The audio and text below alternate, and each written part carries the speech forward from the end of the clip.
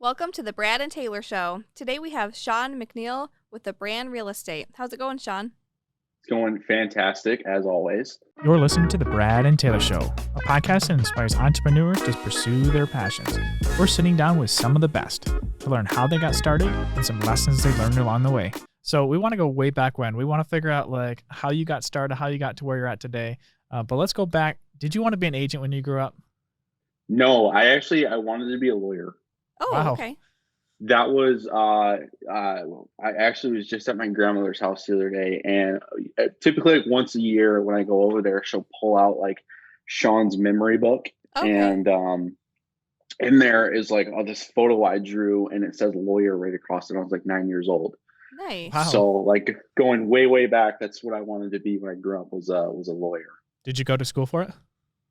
I didn't know. So I took a completely different direction in life. I ended up hating school. I hated high school. It was just not what I wanted to do. I actually joined the Marine Corps, Mm-hmm. and did that for 4 years. So completely 180 from that. I mean, I've done school since then. I've done like a little bit of college. It still just isn't for me. So, I think I got like 2 years in before I realized like, okay, I Yeah. can't do this. Yeah. What You're did like, you go to school for when you went? So I went a couple different. My original goal was to get a degree in psychology, Okay. and I was going to use that to join the FBI. Dang. Some The, goals there. that went away very quickly Yeah. because I am not good at the school thing. I had some very rough teachers.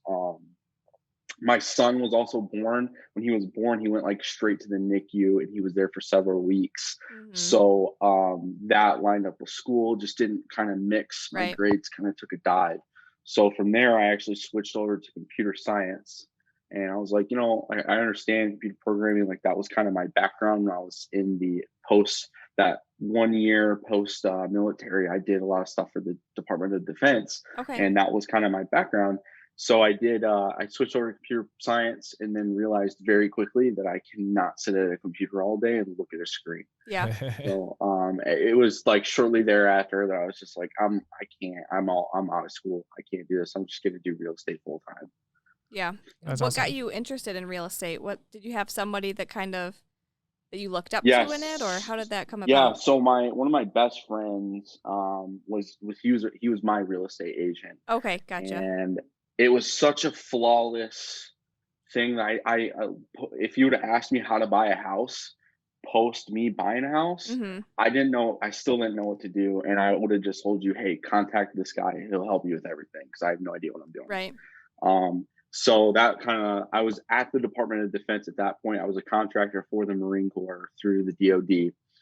I worked on, I think I'm allowed to say it. I worked on technology integration. So basically, when you see like a cool video on YouTube of like, let's say like a drone in China, my job was to mimic what that drone was doing, like kind of like reverse engineer it a little bit Okay. and build it using like off the shelf stuff. So like take like a DJI Phantom drone, attach like some nifty like hairspray device with a lighter, and now you got a flamethrower. Like that was my job, to figure out how to create these elaborate technological pieces from the government that the government would make, and pretend like I'm a 12-year-old kid in a garage and create them. So I went Yeah. from that, and I didn't enjoy it because I was actually running the company with my friend. And when you want to do cool things in a garage and you're running a company, it's not fun. Yeah. Yeah. So I learned very quickly that running a $6 million contracting company is not fun when you're involved with the government. So I had a lot of money saved up, and I was just kind of like, I started a nonprofit. We deal with like home energy efficiency and that sort of thing. So I was in the realm of that, and I was doing a lot of studying on like how to increase home values, how to like factor in home energy efficiency. So really the same thing that all of us agents do now to figure out the value of a house. Mm-hmm. Well, my buddy is like, dude, if you're doing that, why don't you just get your real estate license? And so I did. Had no intentions of being like a real estate agent. And then I looked on Zillow, and it was like, hey, you can buy like free leads or leads from Zillow. And I think my budget at that time was like $100. Mhm. Well, I got 3 phone calls that first month and I closed 2 of the 3 deals. Oh, wow. And it was like the ultimate hustle. Yeah. And it was so much fun, like going out, like looking at all these houses and kind of like having all this input on, people are looking to you for your opinion. And I'm brand new, I didn't know. And I was just like, this looks like a sweet house to me for the price that you're paying. Like, Yeah. heck yeah, we should do this together. Like, let's get you into this house. And Mhm. it just turned out to be super fun. And it just kind of took off from there. And then it just became my full-time job after that. Yeah. Yeah, it was When super fun. when you first started out, your first couple transactions, did you like tell the people you were working with, "Hey, I'm new," or did you like wing it? Yeah. Absolutely not. Yeah. Absolutely not. I still to this day, like when things happen that have never happened before, Yeah. and like this happens a lot in our industry, as you guys probably Right. know. Yep. I act like I've dealt with it 1,000 times, Good for and you. I just fake it till I make it. I Yeah. mean, my first deal, I had no clue what I was doing. I was with the big box brokers. I was supposed to have a mentor, didn't really have one, Okay. as was promised. So I'm figuring out all this stuff as I go. I'm like making up addendums, and I'm like, this sounds right, because I mean, I had a background in contracting, so I knew verbiage to use to make a contract sound good, like in case you go to court. So Mhm. I would just kind of like wing it, and my first clients, they didn't have a lot of money. And so they were going to send out a mobile closer because it was a cash deal. And I was like, we don't need a mobile closer. Like, I'll close the deal my darn self. I've done it 100 times. That's what I told the title company. And they're like, okay. And it's cash deal. So all you need is a notary on one page. And so I get the whole, like all the documents, and I'm sitting there looking at them, and I'm like, oh my God, I am so far over my head. It's not even funny. So I had a friend at the time that did title. I called him Yeah. up and I'm like, yo, dude, like I got screwed. Gave him like some sob story, and he like talked me through like the documents that he to sign. We went and got a notarized at like my bank. I'm like, hey, this is my buddy. They all know who I was. He's my friend. I just need a notary on this. And they're like, cool, yeah, let's do it. Notarize it, send it back, close the deal all by myself, start to finish. Did you say It was that was very, you said that was your what's first that? one? That was my first deal. Yeah. Wow. Jeez.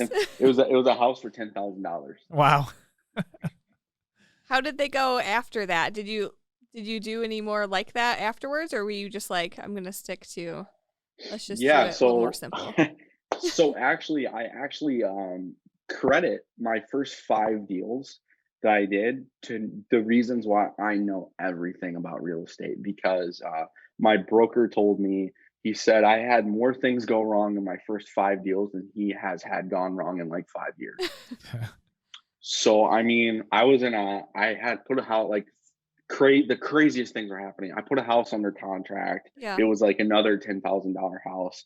We're walking through it with the inspection. I swear to God, as I'm walking through the house during the inspection, one of the walls in the basement shifted, and the whole basement wall collapsed and Oh caved no. in Well, you guys were inside? while we were inside. Like Oh, all of How'd a that sudden, go? like that could have been you bad. yeah, you felt the house kind of tilt. Yeah. And then I was like, oh yeah, that's probably just the house settling. And it was settling. And then yeah, then we just heard a loud like crashing sound. The house tilted a little bit more. And I mean, Right. nothing significant. The weight wasn't on that wall, I guess, for some reason. Yeah. And I walked into the basement, and I was like, oh my God. I was looking at the outside of the house, of the Wow. backyard from this house. Yikes. And I was like, I don't even know what to say here. I don't know what to do. This is That a was your first for second me. one? Is that what you said? That was my, like, I think it was like my second deal that I'd gotten under contract that happened. Yeah. Okay. So things like that, just like the craziest things just kept happening to me. Yeah. And like, it was taking, my thought process was, I'm going to take the most negative situation and I'm just going to make it positive somehow. Yep. So as we were standing in that basement, I was like, well, think about it like this. It happened before we closed the deal, Yeah. not after. I'm saving you $10,000. And actually the fix to rebuild that wall was like $8,000. So I just had them cut it off the price. They knew a contractor. He came and rebuilt that whole wall, and they still ended up buying the house. Oh, Wow. nice. Yeah, it was great. It was great. Yeah, I feel like that would probably be the best outcome for that situation instead of them Yeah, just getting scared and running definitely away. glass half full on that one. Yeah. Yeah, that's crazy. It goes back to your sweatshirt. Positive Yeah, vibes only. positive vibes only. Yep. Yeah. So then, how'd it go from getting from those first and second transactions to where you're at now? So, my mindset was the exact same it is now. Um, I didn't really know anything about being an agent. I didn't know contracts. I didn't know addendums and forms, and I didn't know hire a fancy photographer to do your photos. I didn't know any of that. What I knew that a real estate agent does was show houses. Mm-hmm. So my goal every day when I woke up is to show 20 houses. Mm-hmm.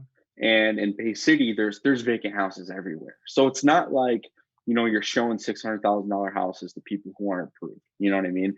I woke up every day and I was like making Facebook posts. I'm like, yo, check this house out. Who wants to go walk through this house? Like, oh, you're buying in 6 years? Well, let's look at the market now before you look at the market in 6 years. And I just tried to find as many people I could to show houses to. Yeah. And when I wasn't showing houses, I was on the phone.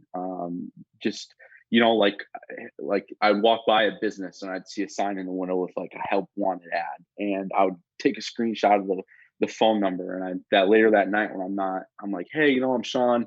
Saw you had a help wanted ad. Just let you know I'm a real estate agent in the area. If you got any needs for a real estate agent, reach out to me. I'll help you out. And then in the meantime, I'll make a bunch of Facebook posts about you hiring. Okay. And I'll take a photo. And like that actually took off really well. So I would just do the craziest things like that. Like if my phone wasn't ringing all day long, I felt like something was wrong. So I just made it a point to show 20 houses a day and to call every single human being on earth. Like if I had no one to call, I would go find a phone book, pick it up, pick a random number and call them and ask them if they needed a real estate agent. Nice. So you were experienced in the cold calling then. Well, I actually wasn't. I had no experience. I watched like a YouTube video of how to like cold call. Okay. And that's what I did. And I learned along the way. And then at one point I went to some sort of training. I was slowly becoming like a top agent at my brokerage. I think like I started November 1. By the end of January, I was like salesman of the month in January with most closings. So I watched one YouTube video one time and I was like, okay, this can't be easy. I'll just learn as I go. Right. And that's what I did. And then eventually, that led to like, I developed my own scripts. And from there, I actually didn't like scripts. I feel like you're reading from a script when I read from a script. So then I was like, you know what? I'm going to change my mindset. Everybody needs help. Everyone needs help buying a house. Everyone needs help selling their house. Mm-hmm. Everyone needs a lender. Everyone needs something. So whenever I call anyone, even to this day, I come from a place of help. So, it's not a lot of people train like, hey, if you call a FSBO, call them and try to set the appointment. And that's not what I do. I call them only if I have a client. I'm like, hey, I'm a super cool dude. I'm really easy to work with. I'm not going to try to hit you for 6%. I only want the buy side, so 3%. If you're willing to work with me, awesome. If not, hey, we can probably work something out on the side. I'll send the client your way. I'll come through with them and we'll figure it out. Right. And just because I want to help you get your house sold, because I know it's been sitting on the market for 21 days. And people respond to that 10 times better than they do a script. Yeah, Brad and I talk about that a lot, actually. Brad talks about it. Helping people. If you just do one thing, then you're going to build that relationship and they're going to go forward. Yeah, 100%. And I mean, you're still going to you're still going to get told no. People are still going to cuss you out, and that's fine.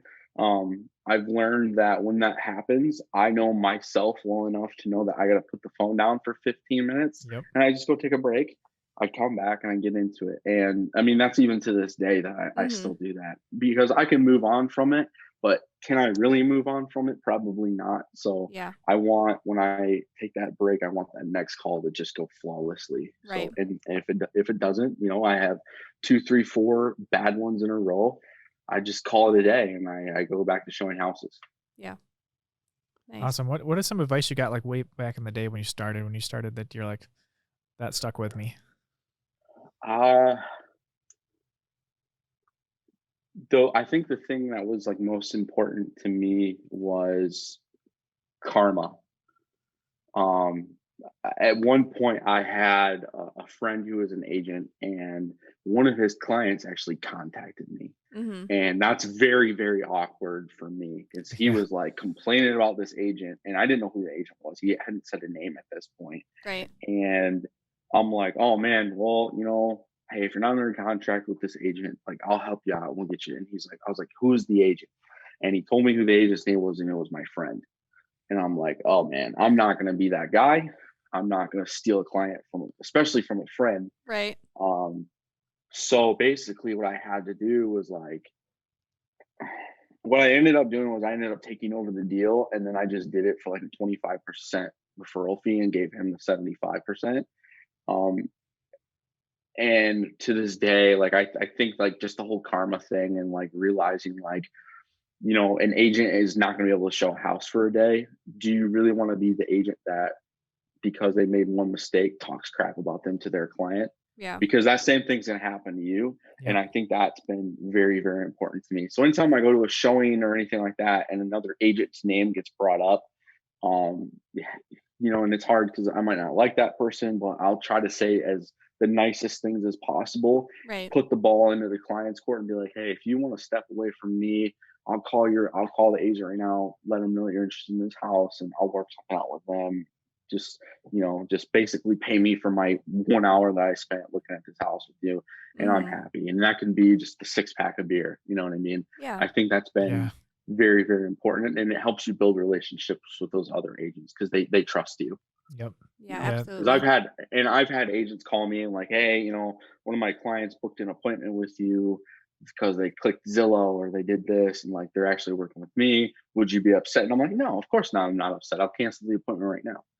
Good luck. Let me know how it goes. Let me know if I can help you. Mm-hmm. Yep. Yeah, you don't want to have to deal with that the karma from that over time, because especially if you get so many of 100%. Them that happens, it's just like, now you're just like the negative agent over there. 100%. And like I'm in tons of real estate groups, and on Facebook, and that's a question that always comes up.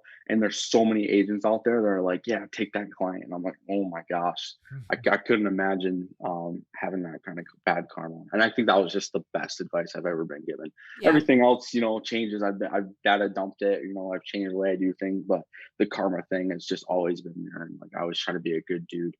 Yeah, right. That's awesome. You kind of got like your first couple deals. They were a little rough. Yeah, 100%. A little stressful.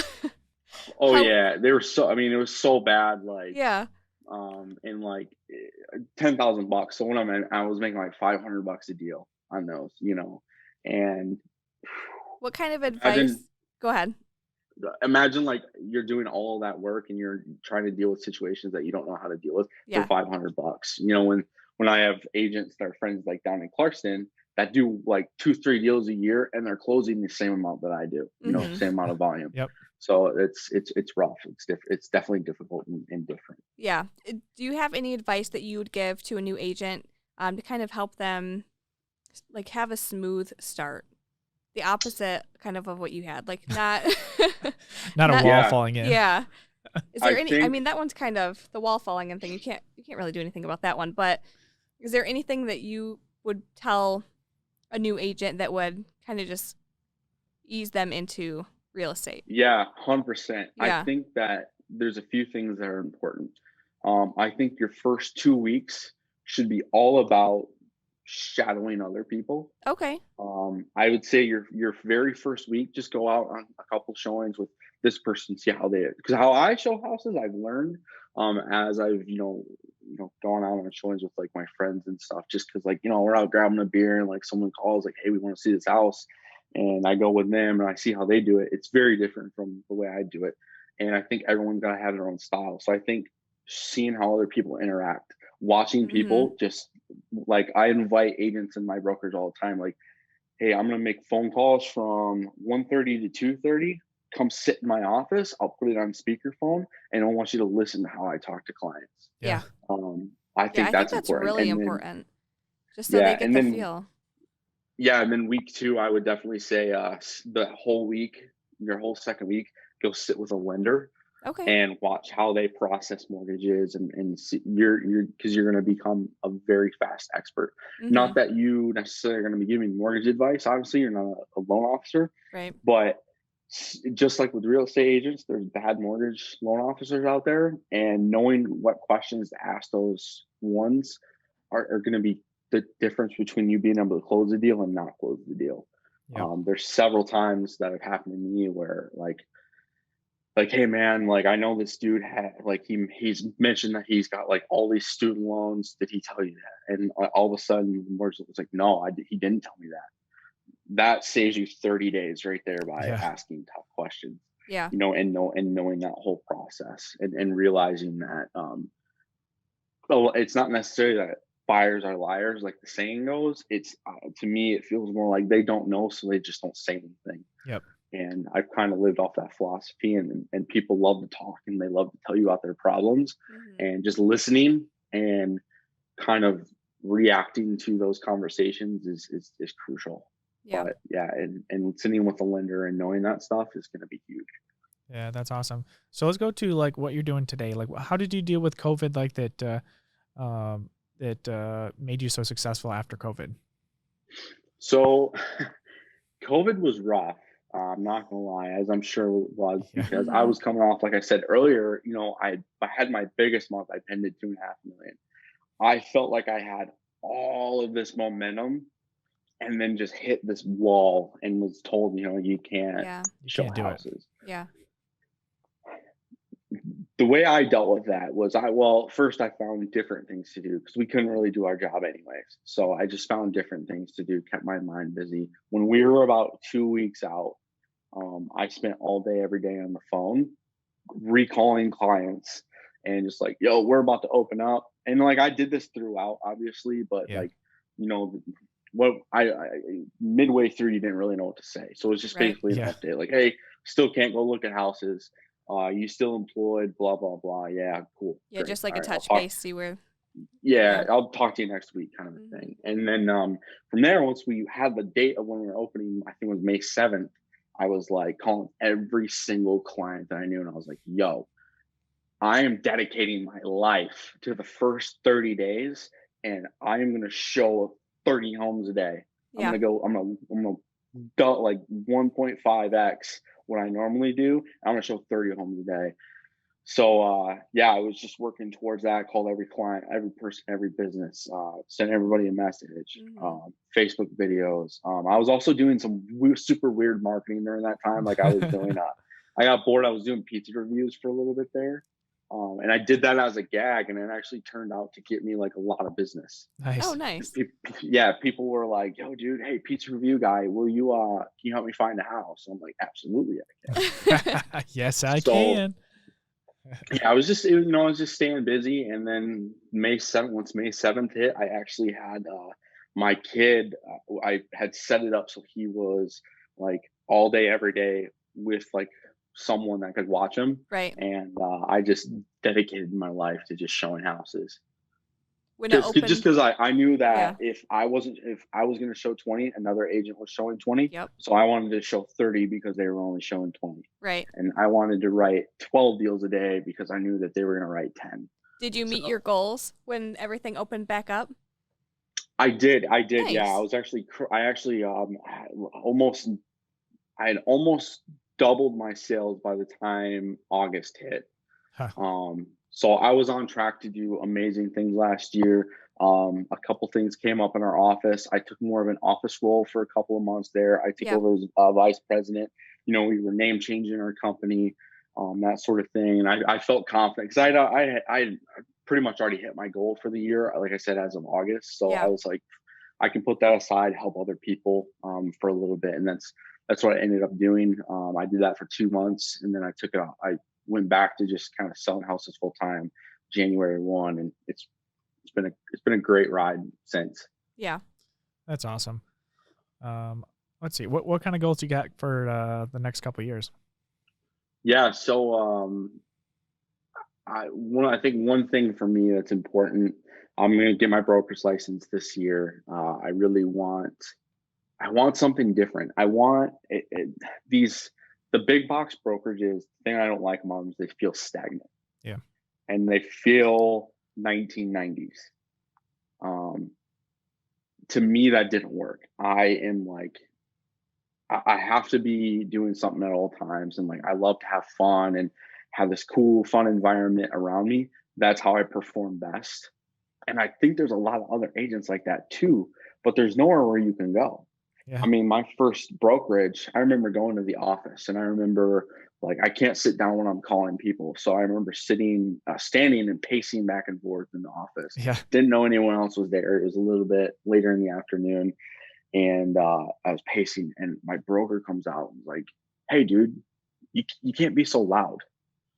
Go in your office and make calls." And I was like, "What?" Just hit a brick wall at that point. I'm like, "All right, I'm never coming back into the office again." And that shouldn't be how you feel as a new agent. And so my goal is to open my own sort of brokerage with a different environment for people to come, and not necessarily like. I want to be like the Apple of real estate companies. Yeah. I want everyone there. You don't have like, this is how I show houses, like a hoodie, jeans, and tennis shoes. Like, that's how I show houses. I don't care if it's a $600,000 house or a $100,000 house or a $10,000 house. I treat everybody exactly the same. I make them all my number one priority. I turn them all into my friend, and I treat them all the same. And I want people to have that attitude and be excited to go to work and excited to be in the office. And I want them to feel like when they're not there at 8 a.m. on Monday, they're missing bagel day, or they're missing like us having like a fun time playing video games in the back. And just, I want to reinvent that entire wheel of what it's like to work at a brokerage. That's awesome.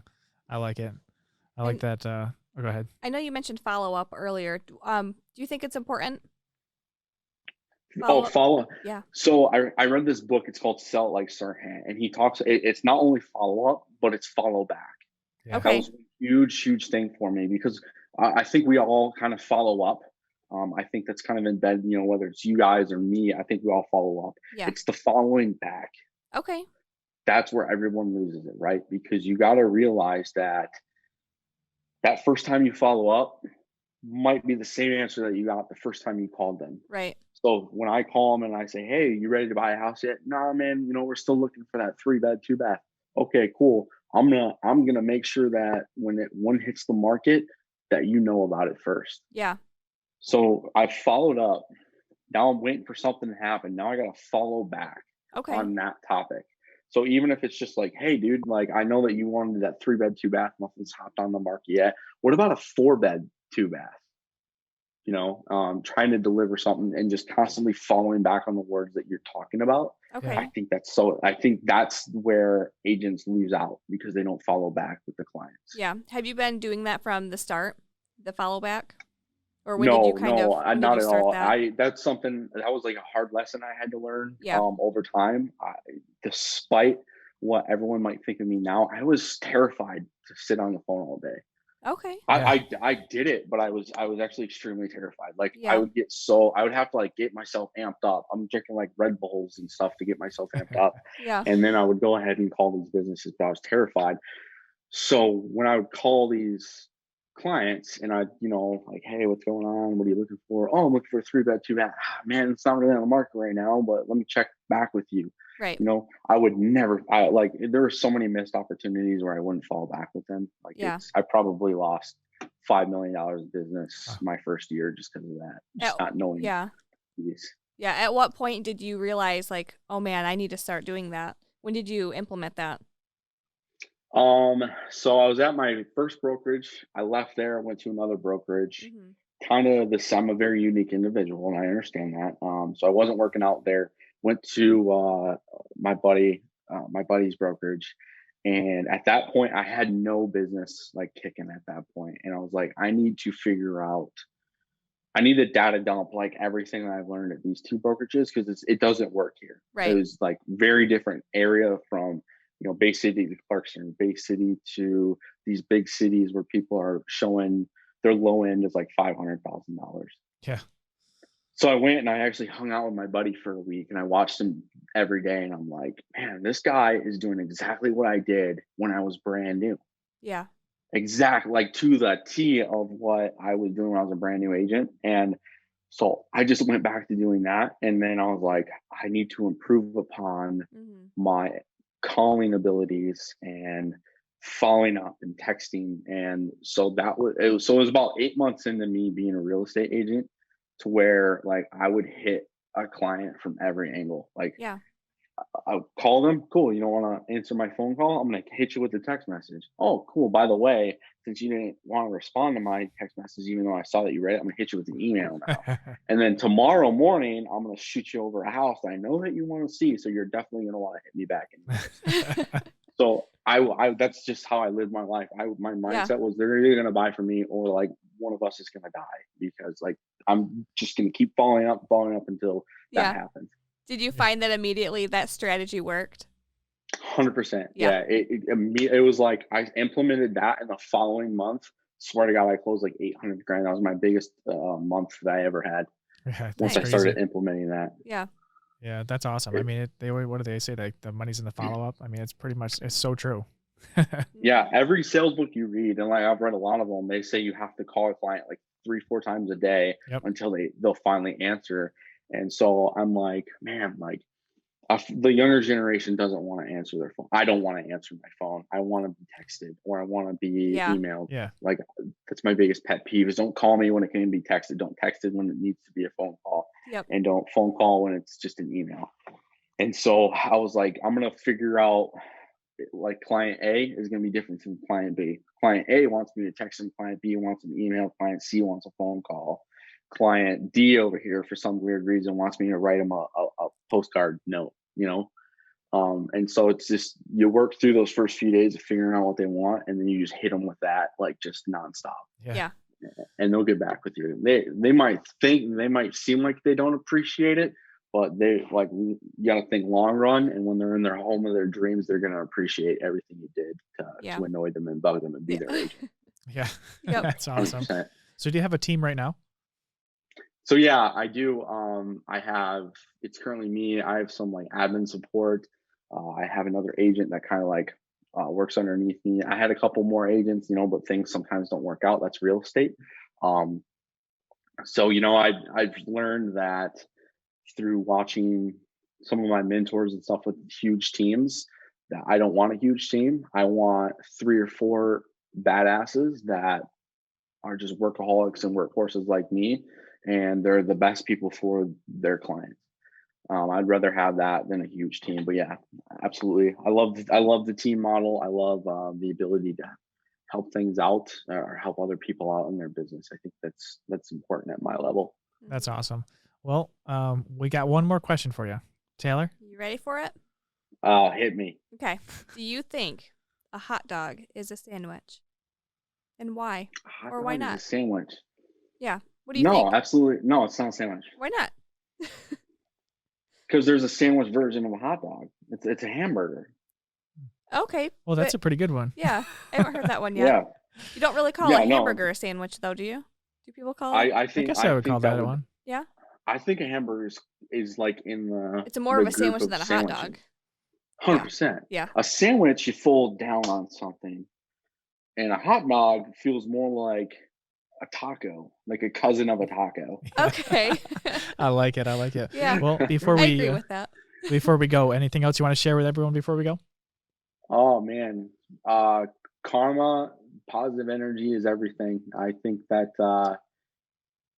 turning negative, you're gonna have days when everything is not going your way, and figure out the one positive thing that you can say. Like, you're gonna take a client to a house and it's not gonna be what they want, but turn that into a positive and be like, this house sucks, but isn't this exactly what you wanted in a bathroom?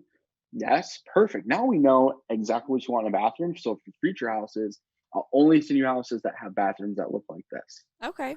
Yeah. Just figure out a way to turn everything into a positive, and people will love that. People will love your energy, and I think that you're going to sell a lot more if you're always positive.